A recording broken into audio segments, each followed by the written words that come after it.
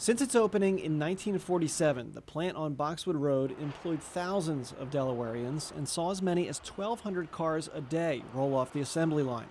On July 28, 2009, this silver Pontiac Solstice was the final car to roll off GM's Wilmington assembly plant.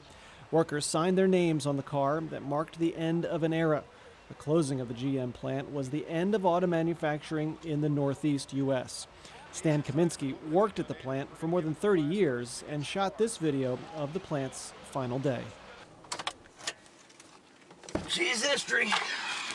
Last car. I was in like car trim department where basically you're putting in the seats and interior and that sort of thing. So it was a real hit.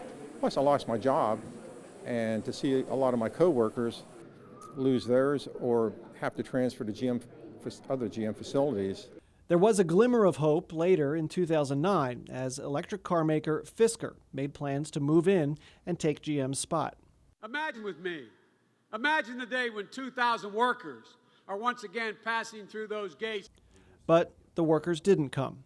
Despite the hype from then Vice President Joe Biden and a grand celebration with Fisker and community leaders, Fisker never produced a car at the plant.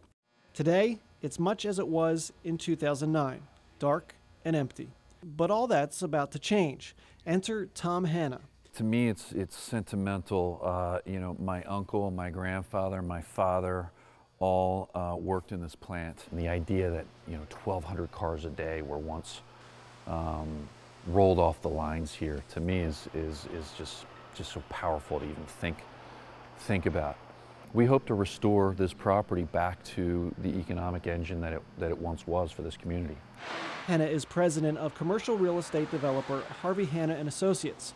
The company purchased the Boxwood Road site in October 2017 for an undisclosed amount.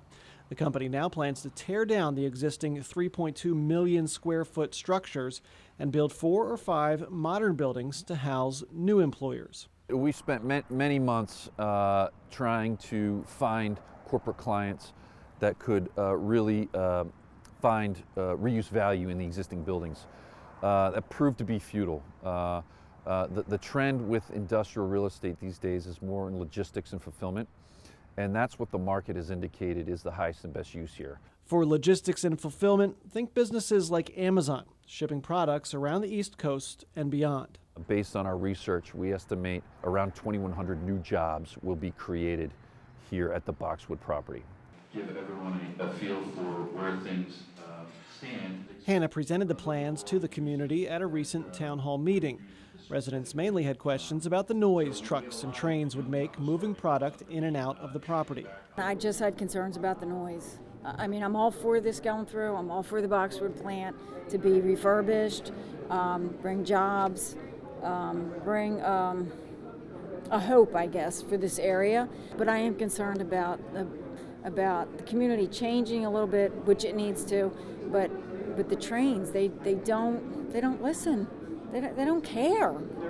The plans have support from local elected leaders. From day one, since I came into office 18 months ago, we've been working very closely with the new owners of Boxwood, Harvey Hanna, and they have filed an exploratory plan. That plan is going forward. We saw the unfortunate historical event, the last major car manufacturing facility on the East Coast having its doors shuttered. I think almost it was like a sigh that went across the region. Couple that with the hope that fizzled when we tried to do the Fisker deal. And here we have a local company that appears to be committed to the community. So I think it would be a story of hope, a story of what a community that works together can achieve.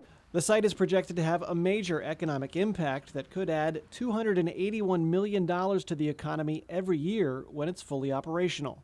Privately, they're saying, I probably shouldn't say this on air, but what they're telling me is that they think those are conservative estimates. They had them come in, do a study. They're aiming much higher, and we're collaborating with them to make sure that the environment is there so that they can thrive. And while there's optimism that a rebirth of the site will bring jobs and economic growth, it will be bittersweet for former GM workers like Stan. I never was in the Chrysler plant, but when I drive by there after they tore it down, that hurt. And so I know this one's going to hurt too. It could be a great ending to a turbulent time in the economy. this could be a great ending.